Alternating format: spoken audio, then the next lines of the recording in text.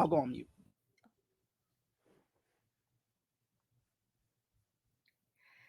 Tomato, potato, weed, cannabis, CBD. Is it all the same thing? What is it? Why do we use different words?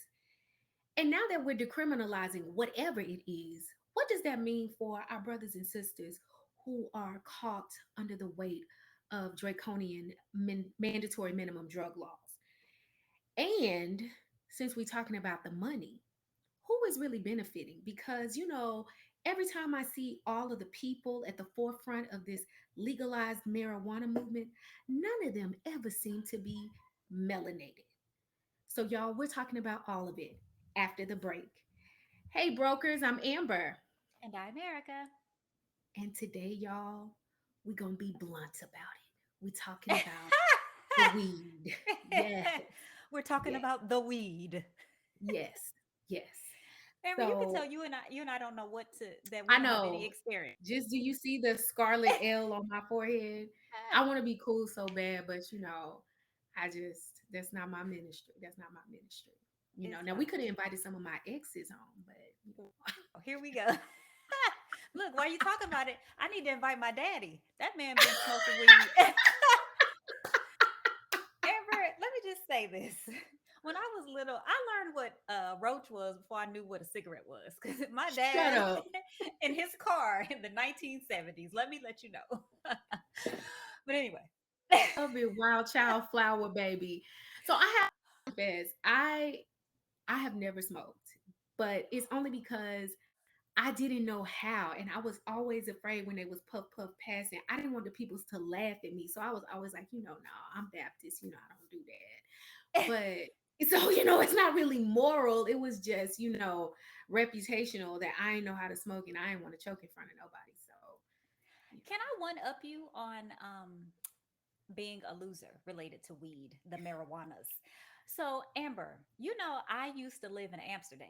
I lived in Amsterdam for 18 months, and your girl wow. never smoked a single blunt. Your girl never had a single edible, none of it. Hey, don't Like, they just sit on like the bench in Amsterdam and just oh, it's noon, time to get high, no, the whatever. locals don't really, not really. People aren't really using it like that, at least when I lived there. But can you imagine? I'm so, like, youth is wasted on the young. How dumb am I that I would live in Amsterdam? I'm Yes. kind of mad that Lawrence is but Did you at least go that to like that red light while you was oh there? yeah. Oh, I've been okay. to the red light Okay. district. So that's, Actually, I mean, I went to a church. We would do ministry in the red light district. I don't know why they thought the women needed to be saved, but they didn't. No, I was young, y'all. Forgive me for the things I did in my youth. I didn't smoke the weed, and I was trying to do missions in the red light district. All of it was wrong.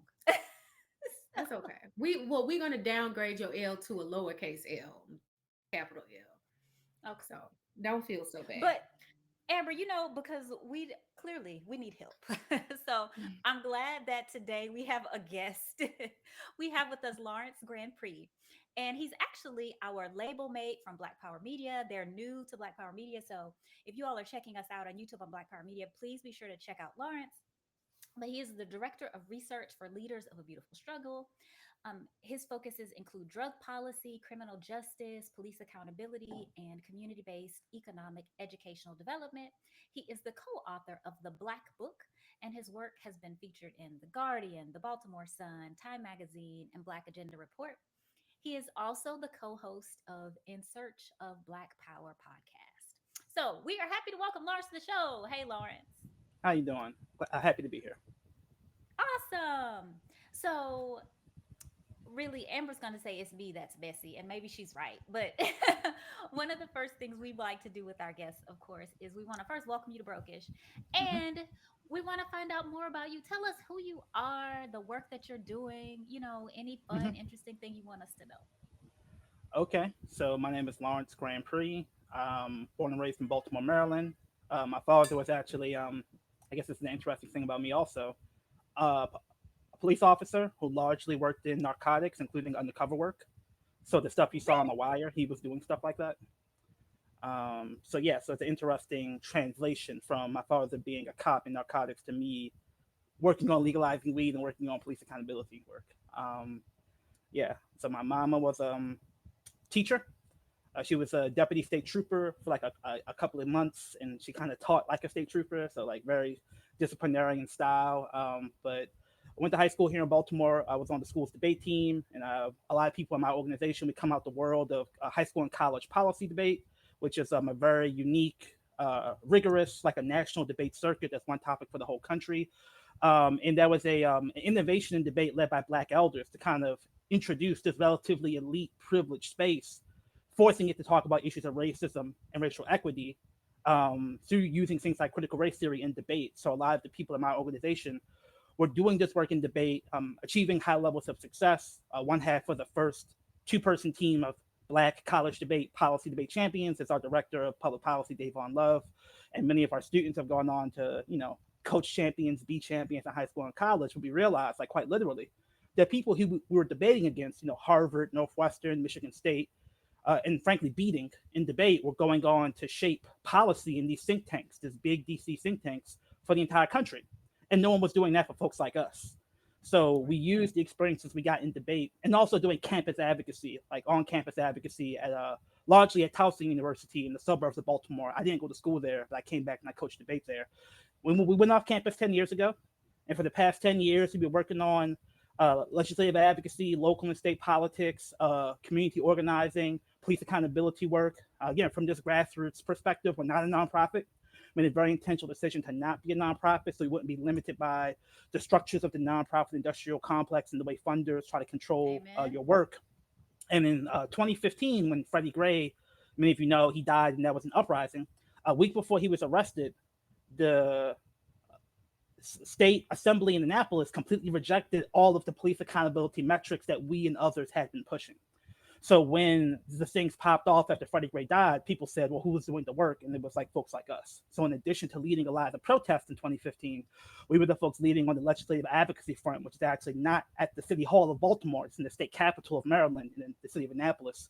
And that's a lot of what we do, is connecting with grassroots folks, empowering grassroots human social service providers. We have been human social service providers by coaching debate, but also empowering those folks so they can get more money and able to do more liberatory work with liberatory methodologies. And a lot of, just advocating on a bunch of issues our community is asking us to advocate for. So we don't advocate for whatever some foundation has money to pay people to advocate for. We think of whatever we want to advocate for and we advocate for that, which is part of the reason why I've been able to talk about cannabis for the past 7 years.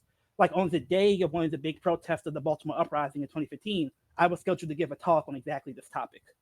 And there are no 7-year grant cycles, is what I'm saying. So the only way I've been able to talk about this issue for 7 years is because we're independently funded and we can have an operational methodology that's not tied to the nonprofit industrial complex. They're not even giving grants for people who do work on cannabis because it's still federally illegal and they're afraid of losing their tax exempt federal status. So that liberatory methodology, I think, really allowed us to work on the issue in a way that other states maybe haven't. And I'm here to hopefully share some of that knowledge so people can understand some of the things other states maybe didn't do so great, some of the things Maryland's trying to improve upon, and some of the limitations and traps Maryland's trying to avoid. So hopefully folks can engage the issue wherever they are better. You mean That is it's racist and political sometimes? I'm I'm shocked. sorry, the Easter Amber. Bunny is not real, Know and that. nonprofits are not emancipatory. I'm sorry to tell you Oh that. my God. There's I a just system also in want to this point out country. that Eric the privilege of being sandwiched between two debate nerds today because Lawrence and I got to commiserate that we both come from the debate world. I spent a lot of summer camp in high school. I Hmm. did Lincoln Douglas debate, so I do not Yep. talk fast. Is debate But camp like band camp? I'm just asking because I yes, it I just Yeah. need absolutely to know. at GW. I went to Yep. debate camp Yep. there, Yep. and then I went to college there. So yes, it is a thing. Okay, well, Lawrence, I saw you on an episode of the Remix Morning Show, and I was like, we've got to have him on the show. He's got so many good things to say. But like we talked about at the top of the show, we're new to this, so I just kind of need you to take us slow, okay? So Okay. bear with us, especially me, because I'm the Gen Xer on the show. So Got you. bear with me as you take us through this. So let's just start with some of the basics. So we hear all these words, right? We got cannabis, we got marijuana, we got weed, we got hemp, we got CBD. What is all of that? How are they the same? How are they different? Okay. So cannabis and marijuana are two words for the same plant. The plant is the Latin scientific name is cannabis. Marijuana, and I actually found this out from reading a book. I can give you the site for it. Many people think apparently marijuana is actually an African word. So it was African. Really? Yeah, the actual. I talked about this in an episode of In Search of Black Power that just went up last week. The bong, the water pipe, is actually an African invention. So they were smoking in Africa. They actually weren't smoking cannabis with it. They were smoking an indigenous African plant. But the belief is that slaves were using, like, when they got exposed to cannabis through the trade that happened after the Columbian exchange. They were using it to, like, numb the pain of slavery and Sure. imperialism, and they actually brought the word marijuana um, up with them from Brazil and South America up sort of the Mexico into the Americas. So that's apparently what the entomological evidence says in terms of the evolution of the word. But there are two words for the same plant. People have accused marijuana of being a racist term because it was used by white people in the 1930s to make the cannabis plant seem tied to Mexican immigrants. So it's actually an interesting history of that phrase. But the whole idea is that cannabis has two psychoactive chemicals in it. There's CBD, cannabidiol, which is associated with, like, mellowness and sort of some pain reducing qualities. And there's THC, tetrahydrocannabidiol, which is the intoxicating hallucinogen within the plant.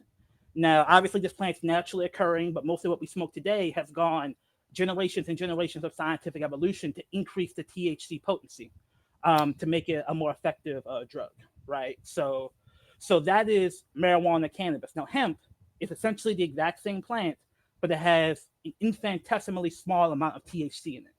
So hemp is used to extract legal CBD oil. So CBD, because it's extracted from hemp, is legal around the country, right? And so CBD extracted products are legal because they come from hemp, not marijuana, right? So now that's why you're seeing CBD in, like, smoothies and pencils and everything they The can sell, massage, I love my right? CBD. Massage oil, and the idea is Yeah. that the CBD is not hallucinogenic or intoxicating, but has sort of calming, pain reducing effects, right? So, but it's the THC that is illegal, at least federally.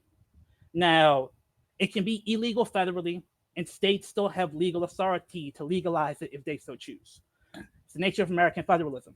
The states are essentially like mini sovereigns on any issue that's not directly elucidated in the Constitution. And cannabis was not elucidated in the About that. Constitution, Oh, I'm right? sorry. I That's was the gonna So, say, 10th aren't we learning Amendment. about that with the abortion debate that we're exactly. having? Aren't we learning all about that? Yeah. Exactly. So states have a degree of sovereign authority to choose for themselves which substances they consider legal and illegal.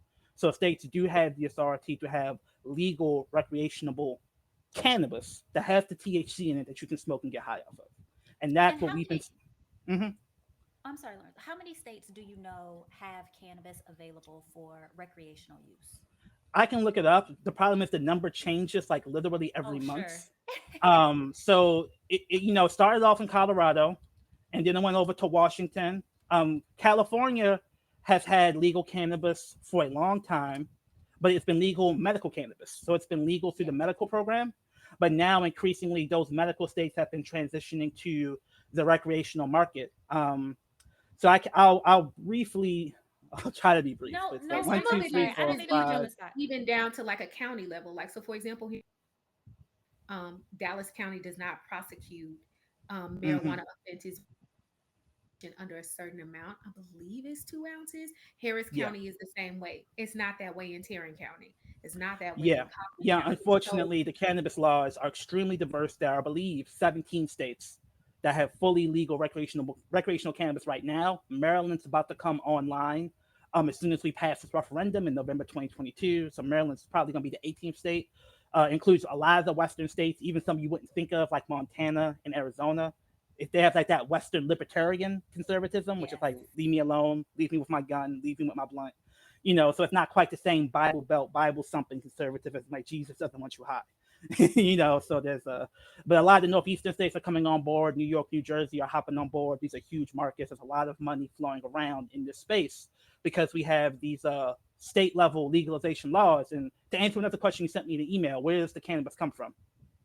It depends if it's legal or illegal markets. So if it's in the illegal economy, it probably comes from Mexico or some random farm in California. So there's like this massive flow of black market cannabis into California from Mexico. They also just grow a lot of cannabis in California illegally. So a ton of what floods the illegal market from other country is coming from California and Mexico. But when it comes to legal cannabis, because of the interstate commerce clause, it has to be grown in that state. So you cannot legally traffic cannabis in between states. So all the cannabis grown in any legal cannabis state has to be grown in that state, because that's when you would actually trigger the federal laws about it being illegal at a federal level. And this creates massive inefficiencies in the cannabis market because it's cheaper to grow it in California. So if you could ship Cali weed all over the country, it'll be cheaper. But it also creates an economic opportunity for local cannabis growers to basically get access to a captive market, because you're freezing out the very, very low cost California weed and frankly the low cost Mexican weed and the low cost Colombian weed, which would flow in if it were fully legal and we had international trade. So it So do creates the this states? opportunity. I'm sorry, Lawrence. I No, keep you're good. You're interrupting. good. I'm done. Do the states then not want federal legalization? Like, does that mean that they Very good. have an opportunity for? Excellent question. I believe many states don't. And I think that's part. There are many reasons why we do not have federal legalization.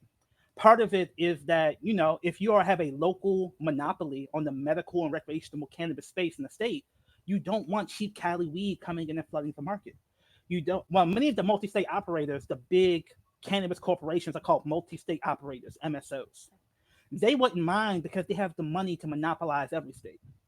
But if you're not the top tier of those, you don't necessarily mind having a captive audience, a captive market.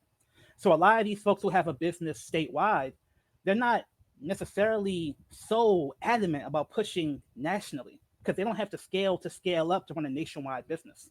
Only the very, very top tiers, the MedMens, these elite cannabis brands have the money to go national, and they want federal legalization because they're going to monopolize every state.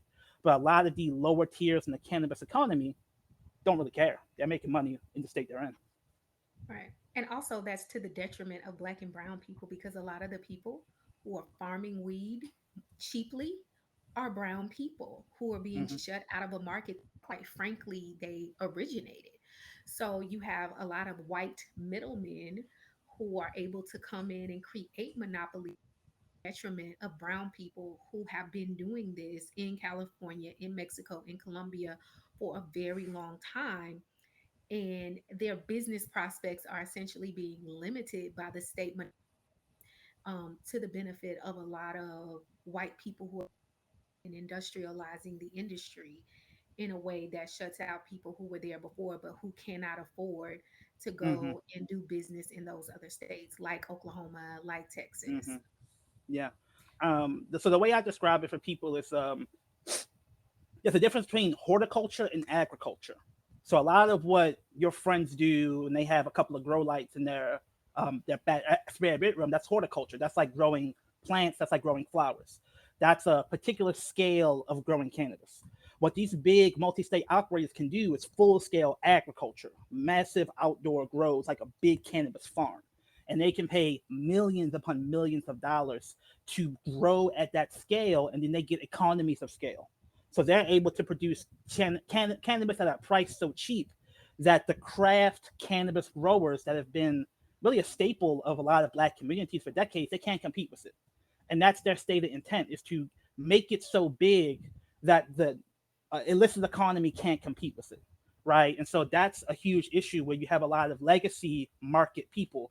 That's one of the rebrandings that the cannabis community has used to describe street entrepreneurs. This is the legacy market, the legacy growers. They're struggling because, frankly, a lot of the white people who are in the cannabis space, they too were in the legacy economy. A lot of them, but they were able to avoid having a record because they Lawrence. had really good lawyers. They were able They to were able to clean. avoid prosecution. Shocking, I know, but more than that, they were able to clean their money.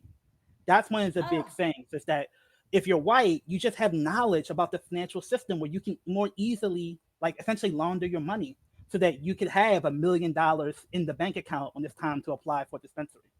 Where a lot of our folks, frankly, they have the money, but they don't have Under the their ability to mattress. yes.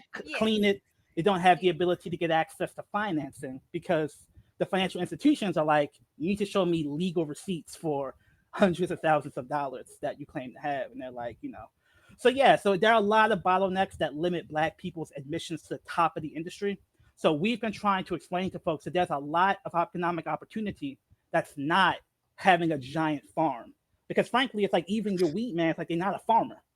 So we talk about Right. who grows the weed, but like that's not even their game. It's like transitioning from the street corner basketball player going to the NBA. Like it's a different game, you know. So we need to figure out how we can actually get opportunities that scale to the skill sets people actually have. I think a lot of people are lamenting economic opportunities we don't have access to, which itself is wrong. But the scale of what it would take to get access to the opportunities is just very, very hard to scale up. And it's Like a also full scale, one last thing, real quickly. I talked about it before, but like a full scale cannabis farm, you're talking like it ranges 20 to 50 million. 20 to oof, 50 million Wow. for a cannabis farm.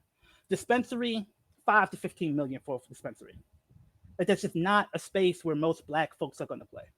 So how do we actually have opportunities that give us space beyond those spaces? Because everybody's talking about those spaces. And frankly, even if we had access to it, only the rich people can play that game. So we're mhm, trying to figure out what other spaces in the economy can we give people access to. And just because a Black person owns a dispensary doesn't mean they're going to hire Black people up and down the chain, right? Doesn't mean they're going to necessarily hire Black people to do all the work or even buy cannabis from a Black grower. You know what I mean? right.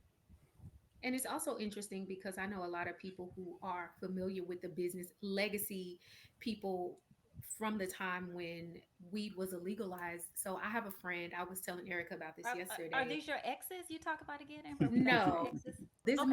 Sorry. my girlfriend. Okay. She actually has a dispensary license in Oklahoma because her boyfriend runs it, but he can't get the license because he has drug convictions, right? Yep. But he essentially knows how to run the business. He does run the business for all intents and purposes, it's his, but he is shut out of basically legalizing his operation because of his convictions.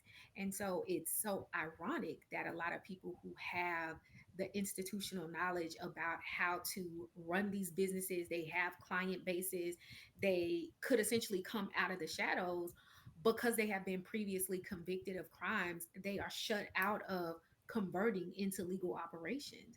And it just, kind of goes to show how we take things, and when we over police, when we criminalize people, um, and then now you make Yeah. what they were doing legal, you can't even allow them, you won't even allow them to participate Hmm. because they have drug convictions. And let me be specific about that because I want to make sure that I make something clear. Is that it's not always necessarily just having a drug conviction that freezes you out of economic opportunity, but it's the reality of a lot of the cannabis people don't understand how the criminal legal system actually works. So a lot of their attempts to include people from the legacy economy have failed, and in some ways sucked energy away from more comprehensive reform strategies because they don't understand the reality of what's happening.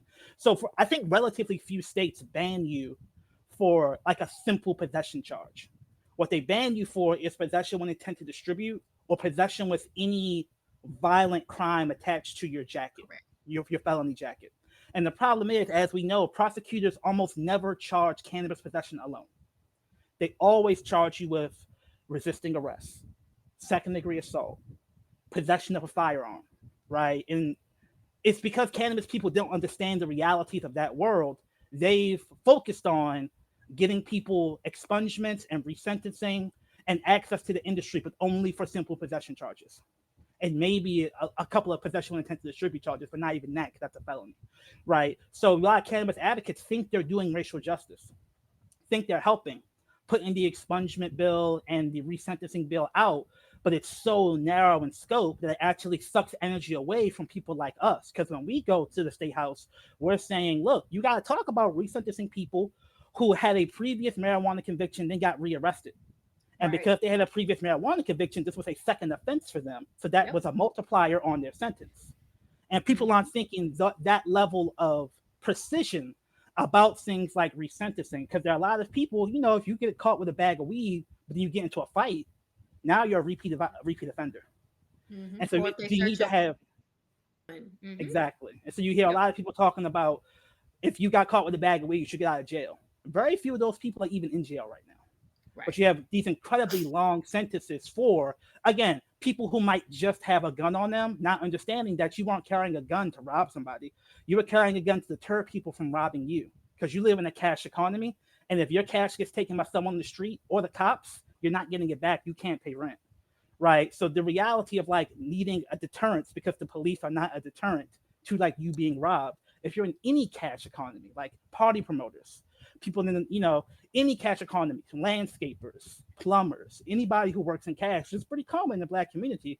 They may have a weapon on them, at least in this town, because the police are just not a deterrent to like you getting robbed and then you can't pay rent Mm-hmm. and then you're homeless. So you got people getting crazy long sentences just for simple possession of a firearm, but the drug policy community hasn't wanted to touch that with a 10-foot pole because they want a perfect victim. They want a perfect victim who has only simple possession charges on them. And they can get all the credibility and all the retweets for doing the right thing, but not doing nothing. Right? Mm-hmm. So we really got to think intensely and comprehensively about criminal justice so that we can get people out of jail, but it's not the people who I think we've been hearing a lot about, which is the nonviolent drug offender for possession. So, Lawrence, when I heard you on the morning show, one of the interesting things you talk about is how the like being connected to some of those sentences affects people in different ways. And so, can you Mm-hmm. talk about how it's not just the legal system where you can get caught up, but other federal areas that you're sort of limited because of that? Mm-hmm.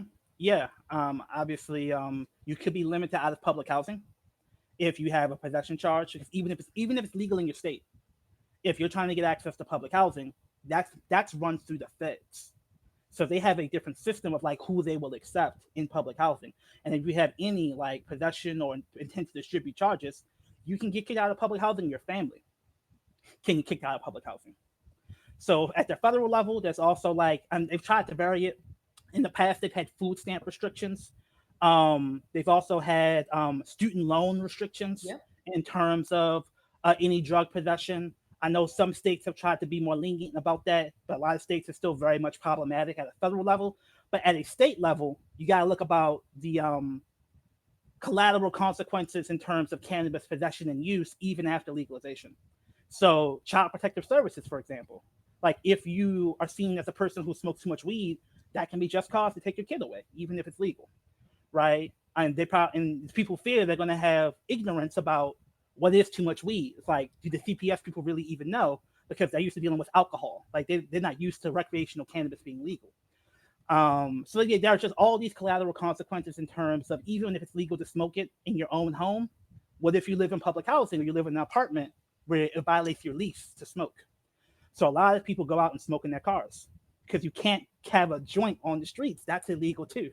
So one of the big things we've been saying is that you should be able to smoke a joint anywhere you can smoke a cigarette because anything else is going to be so confusing to people they're going to get caught up because you got people who aren't even driving in a car.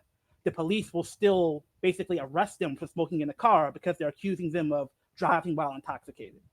So this, but even the potential for driving while intoxicated charges basically has this driving while high as a free pass for cops to harass you when you're driving Mm-hmm. in the car, and not just harass you, but search your car for weapons, search your car for cash, search your car for paraphernalia, search your car for scales, anything they can pin on you to bump up that possession charge or the accusation of a potential smell, just the mere accusation of smelling it. They can then bump that up into a paraphernalia charge, intent to distribute charge, and all type of stuff. And even if you're behind the wheel, I know when I was a prosecutor, intoxicant as the loss of the normal use of the mental and or the physical faculties by introduction of alcohol, drugs, or any other intoxicating subject. Hmm. So basically, when we would have to do weed cases where people will they were asleep, the real question under the law is such a low threshold. Like I used to always tell juries, the question is, are you different? Are you different? Hmm. It's the loss of the mental use of the Wow. physical, Yeah. or of the mental or the physical faculties. And so because of that, there were people who would get DWIs for taking Ambien, Hmm. weed, Benadryl, like all of that kind of stuff makes you course, because you don't over police other neighborhoods. Those Exactly. people are not usually the people who are getting prosecuted under. offenses. And then, Mm-hmm. God forbid, if you have a search incident to arrest and they find anything else in your car, like you say, then it becomes a sliding scale. Mm-hmm. And now you have more charges on top of more charges. And even if you do get the possession expunged, well, it's almost better to have the possession with the gun because then you Mm-hmm. can explain it. But if you get Yep. the possession to go away, it looks even worse sometimes getting just the possession charge alone Mm. expunged and leaving the other ones there. Yeah. Yeah. In So Maryland, we Amber, have this thing called. Oh yeah, go ahead. I was just going to ask Amber a question just from the perspective of former Mm-hmm. prosecutor. What's the benefit, right? Like, what's the benefit of police officers stopping folks, smelling weed, and then going through, like, what does the state get from all of that? Or the county or They the. get probable cause. They get probable rise people. So in neighborhoods that are over policed, a lot of times things like window tint, things like smelling weed, smelling Mm-hmm. alcohol, those are really things that the police use as a justification to detain people to try to figure out if there's other things that they can charge them with because they suspect them. And so a lot of it's the same thing. Like we've had cases before where people have been pulled over because they turned without signaling. And then the officer says, "Oh, well, I smelled alcohol." So now they have a basis to get you out of the car. It is basically a gateway to get probable cause to search people, to detain them, and to try to figure out if they have any basis to arrest them. Mm-hmm. Or Uh, give uh, them a basis. mhm. So one way I explain it is like cops don't actually know how to make a case. Like my father was a cop, and one thing he would say is that the war on drugs taught a generation of cops how to not do the job. So whatever you think about Right. cops, it's like for them to make a case, they need like confidential informants. They need trust in community. They need to be able to like have admissible evidence. They need to be able to like show a chain of evidence they legally obtained. They don't know how to do any of that anymore, if they ever did. All they know how to do is use the accusation of using drugs to meet their quota of arrest numbers. You got to find X many guns. And it's like, if you're selling weed, you're good at it probably. And it's like, I know you're doing it, but I can't prove it. So I got to hit you from the side because I can't make a real case against you. Like the wire isn't real. Like they're not cultivating through intense personal relationship these confidential informants who then testify in court. Like And they it's a need to have like these credibility tricks allegation. to get around that. Right. It's a credibility allegation. So for example, if I say, "Oh, I thought I saw a gun," well, there's either a gun or not a gun. And if you do a search incident have to inventory that vehicle, you're going to eventually have to say whether there's a gun or not. But what happens when an officer takes the stand and say, "I smelled alcohol, I smelled marijuana"? Well, how do you challenge that? Because even if the person ingesting that substance, even if the person didn't have it on their person, how do you say, "Well, you didn't smell it"?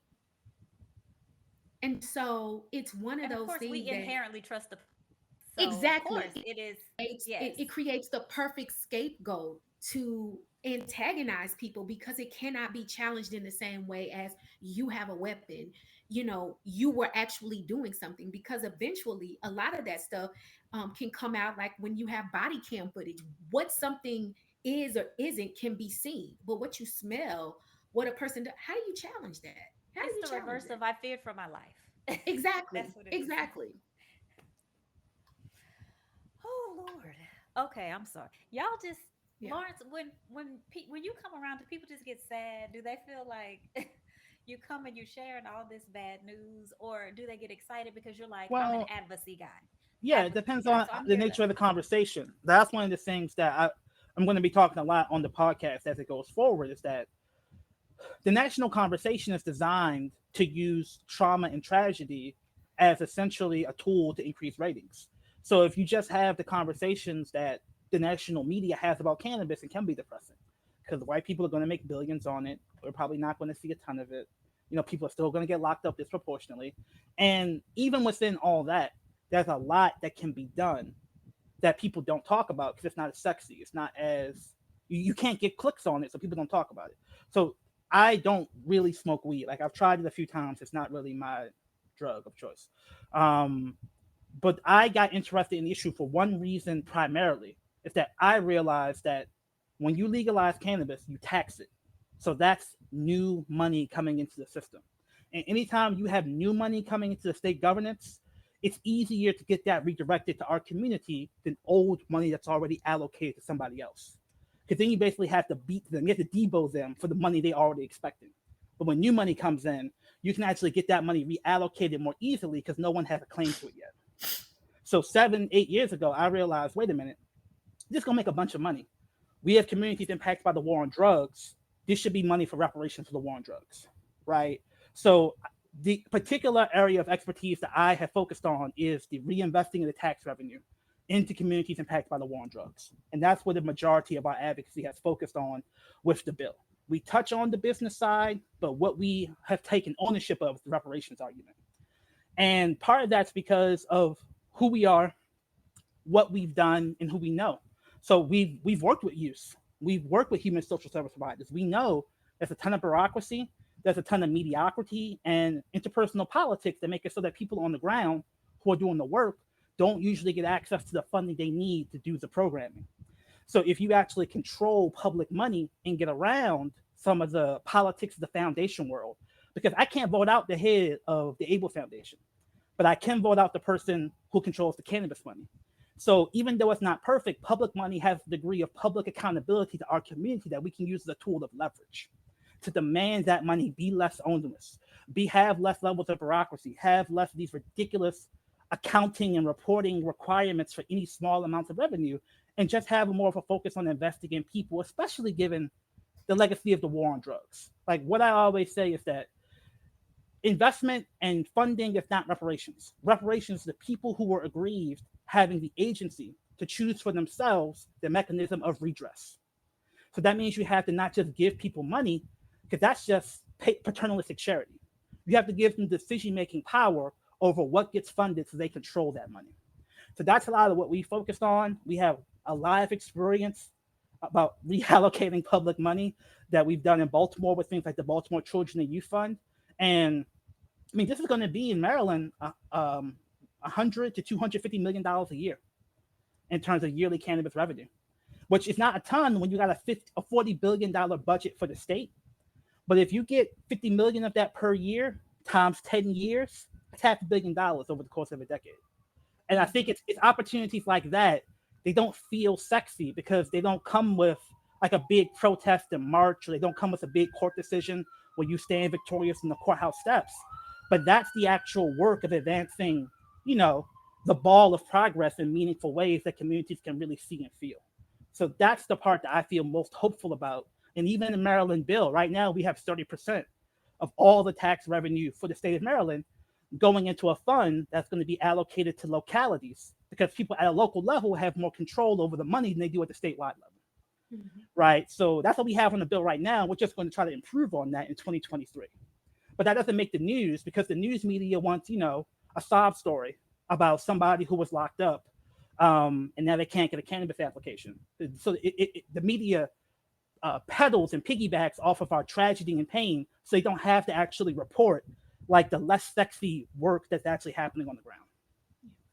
It also makes me wonder how many shadowy, anonymous people in the background are fighting legalization for that very reason. Because then, if we have new money coming into the system and we have people like you arguing that those funds need to be allocated to communities that have been over policed and unjustly targeted in the war on drugs, then you have developers who benefit from gentrification, from houses being labeled as nuisance so that Mm-hmm. they can, be subject to forfeiture and condemnation.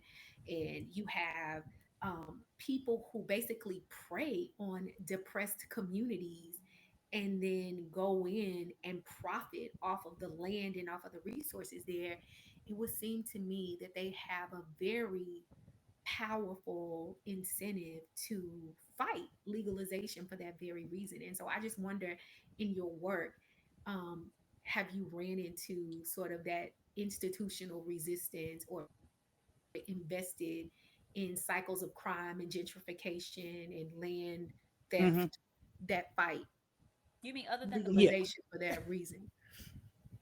yeah. In Baltimore, it's more about the co-option than it's the outright resistance. So in Baltimore, you do have resistance from the police, particularly around the criminal justice provisions around eliminating the smell of weed as probable cause to search these cars. because they really, really want that tool. Because, you know, if you ever seen The Wire, they got to put dope on the table. They got to put guns on the table. They have to do something to show the public that they're worth this. In Baltimore City, it's $500 million a year goes to police Wow. department, and they don't really do much, you know, but they need to have something to justify the billions of dollars they give out to rank and file police officers to largely sit in the car and do nothing, right? So they don't know how to make cases, they don't know how to do real police work. So they have to have this tool of the smell of cannabis is probable cause to make anything they find in the search admissible. Because they can still search a car, it's just not admissible, whatever they find, Mhm. right? So they're the people who are basically saying, oh, the shooters, the murderers are gonna love this because then we can't take their guns away. It's like you wasn't taking their guns away anyway, right? Facts. But people in our community, like the faith community and the older homeowners, they have been so cowed by feeling like there's no other option but policing. So a lot of these folks, and it gets to the defund the police conversation, Yeah. they've never presented with a legitimate choice of policing or investment because all they've ever gotten is policing. So Right. when you tell them I'm going to give you investment, they say I don't believe you because we never get investment, right? Which is part of the reason why we've worked so hard to materially show people over the years that when we say it, we mean it because we've been delivering on this over the past decade. So I think we've been able to build a degree of trust with the faith community so that they are not in opposition to cannabis as much as they would be otherwise. Now, in terms of co-option, that's the bigger risk in a place like Baltimore. Baltimore is like nonprofit foundation central. So they come in and they say, oh, a new pot of money? That's great. Give it to us. We know what to do with it. We're the experts. So it's the Johns Hopkinses, it's the schools of public Mm. health, it's the Able Foundation. Like these are the institutions that traditionally, when there's a new pot of money, they basically either formally or informally co-opt it and give it to their friends. Yeah. And that's what we've been very upfront about saying that like we're going to put you on blast, we're going to resist you, we're going to do everything possible for you not to co-opt this money because that's what happened in Illinois. Illinois has a very similar fund, but they had it located in the state capital of Springfield, and it basically got co-opted by a lot of like the Bloomberg affiliated technocrats, Mhm. and they just hooked up people who already had money to do what they were already doing. And that's not necessarily bad, but it's not reparations, Right. right? And they're doing things like having basketball camps and calling that violence prevention work. And it's like, no, violence prevention is a very specific skill. It's extremely difficult and extremely dangerous. You need to fund experts who have clout in community to talk to brothers who might otherwise pick up the gun and persuade them to put it down. You can't do that with a basketball camp. Even if a basketball camp is generally good, that's not violence prevention. So there are all these little tricks they use to co-opt our basic, you know, we're just so happy to get any money to go into our community at all that we accept anybody controlling it and doing anything with it and calling that reparations. And Mhm. I'm like, yeah, y'all not doing that here. So that's the fight. Because right So, now, cause the last thing I want to say is that and this is really important. These people are nefarious. They're very self-interested, sometimes well-meaning, but overwhelmingly, they're pretty stupid by my understanding. Like I've debated against, frankly, some of the best that white people have to offer, and these people, white people, are not sending their best. So we need to make sure we don't overinflate this threat where they're going to co-opt everything, they're going to destroy everything. No, they're just as stupid as the white people on your job. So just like you finesse them and beat them, you can beat these folks, right? So I just want to make sure people don't allow some of these abstractions to overcode because that's what it feels like. It always feels like they find some way to win. It's like, no, you just don't hear about the victories. so Lawrence, tell us about some of the victories. Tell us about where people can have hope, especially the people who don't believe in the idea of defunding the police, that don't believe that there's anything that they can do besides be policed. Help us to see those rays of sunshine.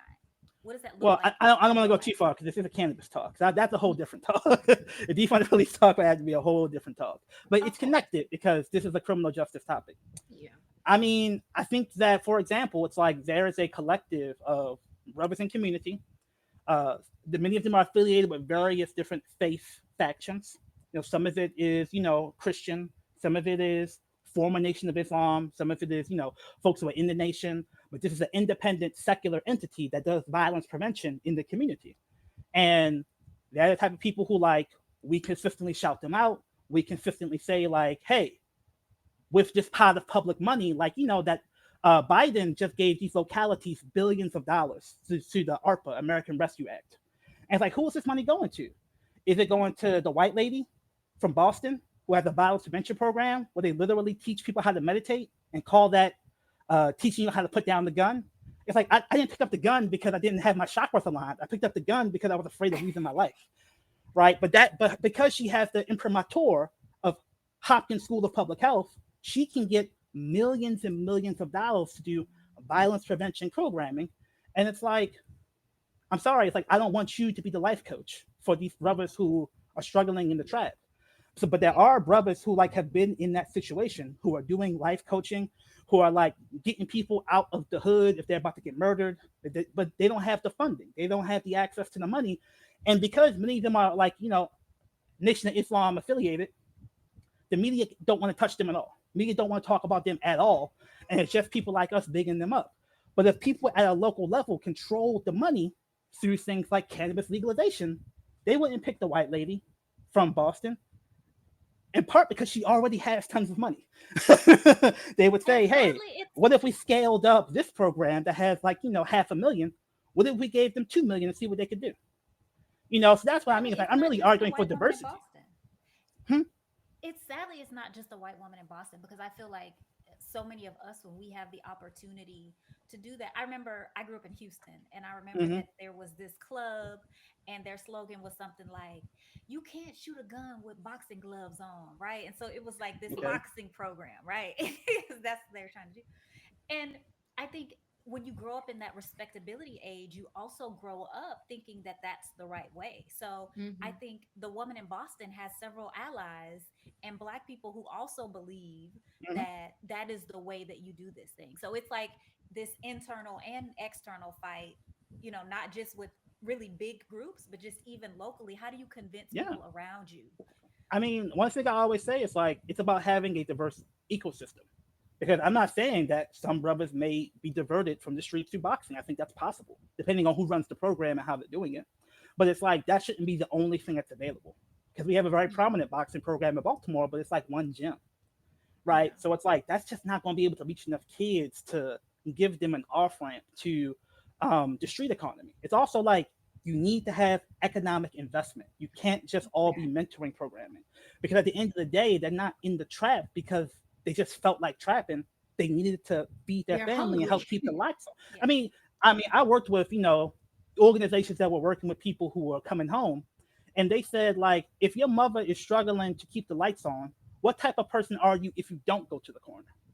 Right. Right? So it's the love of family and the desire to make your life better for people around you. It's the one thing you can do to meaningfully put money on the table and do something for the people that you care about. So it's not about pathologizing that impulse, which I feel like a lot of programming does. It's like you need to leave your community behind and escape the hood.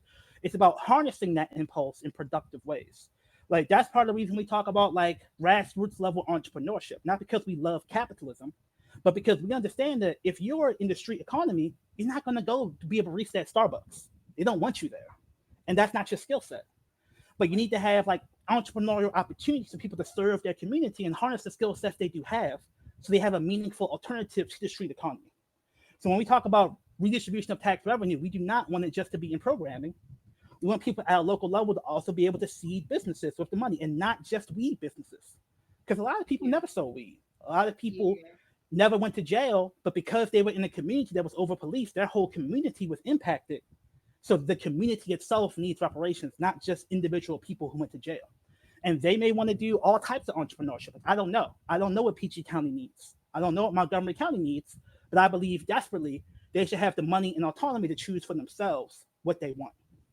And I think that's the part that scares people because they always ask you, well, what is the money going to go to? And it's like, if I answered that question for you, it would not be reparations. The entire point of reparations is investing power in the community to choose for themselves what they want to invest in. And that answer is just not, it scares people. And I get it. It scares people because they always feel like the money's going to be wasted and the money's going to not go where it should be. And it's like, you don't know where it should go because you're not from that community. And it's being wasted anyway. Exactly. That's the part that people don't want to be honest about because they're part of the institutions that frankly wasted. You know what I mean? What So, have but communities said that they wanted the money to go to? Like in your work, what have people been saying? This is what examples of that. well, you get a lot of the standard. A lot of people talk about rec centers. And it's like, I'm cool with rec centers, but it's like, what programming do they do? Who owns them? Who operates them? Because you haven't really told me what you're doing. You're just giving me a building to do stuff out of, right? So, I mean, again, at a grassroots level, I mean, Baltimore has an incredible marching band culture. Baltimore has an incredible spoken word culture. We have some of the best spoken word poets on the planet. We have dirt biking culture is huge here. That is a program that basically does mentoring through teaching people how to repair dirt bikes and giving them skills to transition out of like the dirt bike lifestyle to, or in addition to the dirt bike lifestyle, also having economic skills so they can survive and not be down bad and have to use the dirt bikes to like do street economy stuff, right? So there are a ton of like mentoring programs, but it's also just like we have in Baltimore a black arts district, so black artists can learn how to make money off of their craft. So it's like if you have people who are rappers or doing graffiti, you can scale that up and find ways to monetize that skill if there were ways to actually teach you how to do that. So it's not all about, again, just like mentorship and going to college. It's about having meaningful on ramps to economic production for yourself. Because one thing I want to your folks to listen to hear is that even a lot of brothers in the street say weed basically legal now. Don't bother me when I'm selling weed. And I tell them wait 5 years. Because in 5 years, you selling weed on the corner is going to be eating into the pockets of these rich cannabis corporations. And it's going to be eating into the pockets of the state governments. Because the state government is not getting tax sales from that weed you're selling on the corner. So in California, that's even more of a crackdown on the street economy now than there was pre-legalization. So we have to put this money back in community because they're going to crack down on the survival economics people are doing right now, selling weed even harder post legalization than they are now. So we have to put that money in communities. Again, not just so people want to sell weed legally. They need to be able to do all types of stuff legally because those folks that are doing survival cannabis entrepreneurship now, they're going to be outcompeted on price and they're going to be even more criminalized once it's actually legal. So that's part of why the reinvestment stakes are so high. But I'm confident that we can be successful if we get control over the decision making question about who controls the money. Because we need the community to be able to be nimble and to choose for itself what things to invest in a very meaningful way. Because again, things can change very quickly. When a program that looks good 1 year may fail 2 years later. So give community the space to innovate, which means like space to fail, which our communities have desperately been denied. It's like everything has to be evidence based, everything has to be something that someone else already did. It's like that's an extremely conservative anti reparations frame about how we deal with funding in our community. It's like just copying something somebody else did doesn't make any sense for unique communities. So, yeah, so I think there are lots of hurdles and difficulties, but having the conversation on the front end gives you more leverage to deal with those issues as they come up. And it's interesting because I think a lot of what you're saying builds on some of the stuff we talked about last season when we had Corrigan Brown come on talking about how all politics is local. And so Mm-hmm. what you're talking about amplifies why it's so important for you to go to those city council meetings, those committee meetings, those zoning meetings, because when the people are in the room talking about where dollars go, they Mm-hmm. need to hear from more than just people who are spouting theories or who have political motives to say what they say. But when it is your block and your neighbor and your cousin and your aunt Mm-hmm. and you are invested in this community, this is where you shop, this is where you live, this is where your children play. Um, if we can get more power in those spaces, then we can have a better chance of controlling where the money goes because they're not going to invite us to the zoning meeting. You have to show up. They're not going to welcome us to be volunteers on the citizens committees that serve ancillary to Exactly. city councils that make recommendations about where to put this or where to put that. You have to show up and bombard. And so I think a Mm-hmm. lot of the problem with our community is not that we don't care, but it's a lack of imagination about how to channel the energy that we have because we have been shut out of those processes for so long. But that is why you have to go to those meetings. That's why you have to network and get involved in that way because all politics really is local. Mm-hmm. Because where they say that money goes, it doesn't happen with Joe Biden and Kamala Harris. Exactly. It happens with the names that you don't know about. Exactly. And I think people's impulse is, well, it's all BS anyway. And it's like, to a certain extent, that's correct. But you can design your own process. Like, Right. if you have the juice, you don't have to accept whatever gatekeeper they traditionally give the money to hold this money, especially given that this is really should be reparations money. Like, people going to do whatever they do with the rest of the tax revenue, but whatever comes into this pot needs to have a reparations frame to it. Because they're going to do whatever they do. They're going to give some money to the cops because every state gives at least some money to the Ooh. cops. You know what I mean? To enforce anti high driving education or whatever. They're going to give money to the addiction people. They're going to give money to public health people. And it's like, frankly, I would want, 70% of the money to be in my fund. But if it's 50%, that's fine. But my 50% is going to go to institutions and communities that have credibility about expertise about who should get funded. It doesn't mean it's going to be easy. It doesn't mean there won't be people talking bad about your program. But I think people sometimes expect it to be like, it's never going to be perfect. Like, it's always going to have to be contestation in community. And frankly, community should never trust even people like me when I say it's going to be good for you. It's like, you should challenge people, you should check, you should vet, and you should have legitimate criticisms. But I think the reality is that people get into politics hoping it's going to be like this magical transformative victory, and it's a lot of boring phone calls, Procedural. talking people down when they're talking bad about your program because they don't understand it. Like, that's the unsexy part of politics that I think people they don't want to do it because it's not fun. Like, that's what I have experienced, is that it's more fun to show up and protest. It's more show up to tweet and to talk BS online than it is to actually talk to people in your community about advancing an agenda that they actually might not fully agree with. But that's what it's going to take. It's not about being reformist or believing these institutions have anything for us. It's believing that we need to have institutions that meet our needs. They're not going to exist unless we create them. And that's my whole point, is that when this tax revenue comes down in whatever state you're in, it's easier to control it on the front end Yeah. because states have had to come back and change the formulas, change the decision making criteria afterwards. But then you're just trapped in the hustle and people are already burned. So we're trying as hard as we can on the front end to give us the best shot to get this money to the ground so that as we need to tweak it, we're already starting from a position of strength. But I'm not starting from a position that's going to be perfect. It's almost certainly going to have some tweaks and reforms, and that's what politics is. It's iterations. It's constantly improving and tweaking and building stuff on top of each other. But Mhm. that's hard. Like, it's hard to go from a $500,000 fund to a $10 million fund to a $50 million fund over the course of a decade.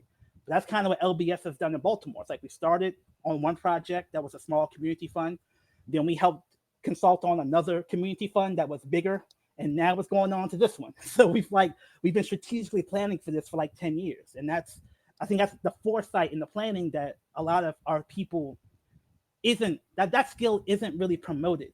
That's seen as like somehow anti-revolutionary. I couldn't disagree more. It's like, It's a just long because it's game. not instantaneous destruction of all white supremacy everywhere doesn't make you a revolutionary. It makes you someone who has intelligent abstractions. But how do you implement that? It is definitely a long game and it is a marathon for sure. But Lawrence, as we think about closing out the show, a couple things if you don't mind. So one is, what do you see happening over at the federal level in the next few years, if anything, from Hmm. our Amber's friends, not mine, Joe and Kamala? Hmm. And also, what can people do?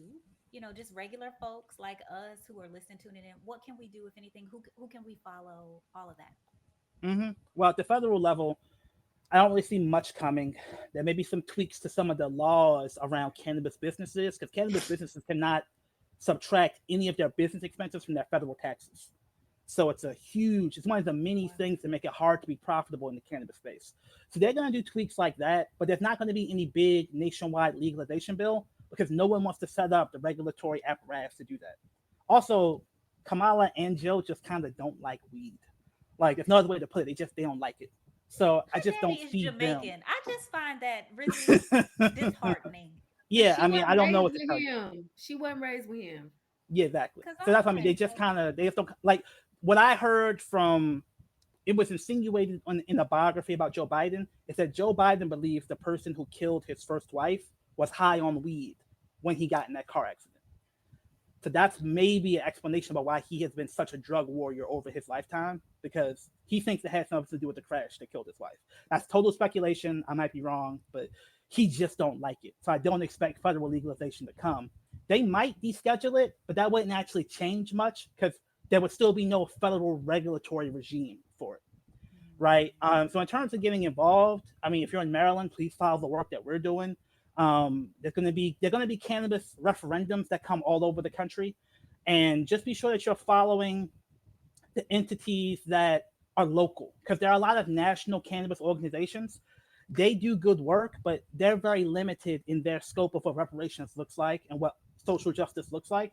So files of people locally who have some interest in what happens at the state house, and then talk to people, build your own group of people that care about this issue, because so many people are focused on the business side, and especially the top of the business side, that there's a lot of opportunity in the tax revenue side and the smaller size of businesses that you can really benefit from. Like, if you just have a warehouse where you have parties where people can smoke weed, like, you don't need a cannabis license to do that per se, but that's a very lucrative enterprise. You don't even have to sell weed. You can just open a head shop and sell bongs and glass and rolling papers. That's an incredibly lucrative, high margin business that's not a weed business directly. So there's just all this more accessible economic opportunity that's not sexy. So we don't focus on it, right? Transportation, like, most people don't go to a dispensary to buy their weed, they get it delivered to them. Uber wants to control the cannabis delivery industry. You should work to keep Uber out of your state so that grassroots black people can have that as an option of a business they control. They're working on that in Massachusetts, working on that in Maryland, right? So really focus on whatever institution locally that cares about the issue, but then be willing to challenge them on how they define what success looks like. Because a lot of people take, like, what Illinois did, that I say got co-opted. They call that the best practice for reparations. And I'm like, that's scary stupid. But people don't have another model to look at, right? So be willing to hold up. Like, what is Maryland doing? What is Baltimore doing? Like, we have a lot of writings on our website. We're actually potentially doing a report on our reparations methodology over the summer. So there's going to be more stuff coming out. And be sure to follow, if you want to follow us, we have In Search of Black Power on the Black Power Media Network and on anywhere you find podcasts. We also have our website, lbsbaltimore.com, where you can learn more about the work that we do. We don't just do advocacy work. We also do consulting on research, consulting on with different nonprofits and organizations, because, again, we're not a nonprofit. So we do a lot of fee-for-service work to be able to fund the advocacy that we do. And obviously, look at the books that we've written. We rewrote The Black Book, which is me and my co-author, Davon Love. Davon has an independent book that he wrote by himself, Worse Than Trump, The American Plantation, talking about racism, anti-blackness, and the Democratic Party, which I think is a really great text that explains our political methodology more in depth. So Look, I'm there's gonna a have lot to of write people this doing one. good work. Sounds Erica, yes. This one, gosh, child. tell me again what that was. Oh yeah, well, you should look at the text. I can send it to you, and then we can have a conversation about it. You can talk to Davon. It's called Worse Than Trump: The American Plantation. It was written, I think, in 2017, 18. As the whole Trump hysteria reached a fever pitch, and it's like Mhm. the Democrats. We're from Maryland. Maryland's a Democrat supermajority state, even though we have a Republican governor. The Democrats are the people who are making life crazy for us.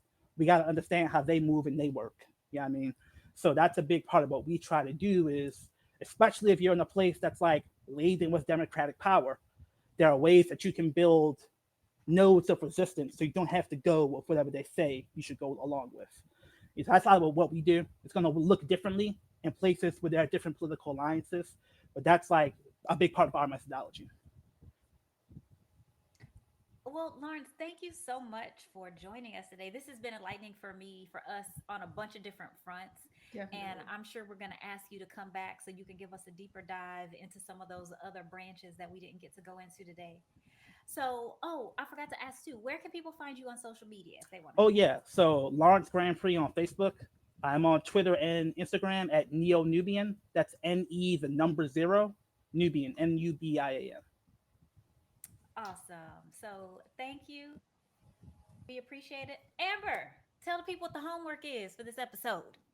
All right. So obviously, y'all got to follow Lawrence on media and also take a listen to his show on Black Power.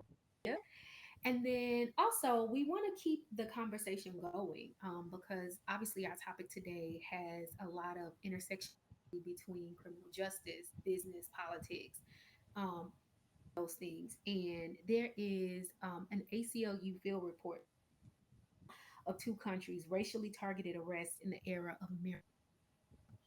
And so it actually, you that in this era where we are, trending and, making so cool and hip that we staying out of jail, but that ain't what's happening. We going faster. And Lawrence explained why. And so the key findings in that report, it's 110 pages, and I'm not, draconian like my sister Erika. So the homework is not to read it all. Just look at the key findings 11 and let's get a conversation going on social media. Put the link to the report in the receipts. And there's also a separate report where you can pull out data from your particular state. And so one of the things that you really got to get to know what's going on where you are so you can get invested on a local level. So the homework is just to take a peek at those key findings and look at the data on whatever state you're on and get in the comments and let's talk about it.